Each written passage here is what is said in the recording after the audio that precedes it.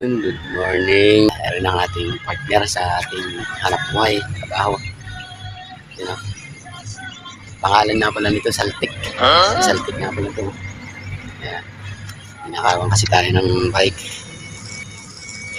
Binigyan tayo ng Panginoon na siguro nga para hindi rin tayo mahirapan pagka tayo papasok sa malayo. Kaya binigyan tayo ng Panginoon na ganito. Thank you sa ating Panginoon. Ayan. Diba? Yun lang, huwag lang tayo mawawala ng pag-asa mga libag. Talaga naman pong napaka-bait ng Panginoon. Sa mga tao pong nagtitiwala sa akin, maraming salamat din. Kahit paano lagi po kayo nandyan.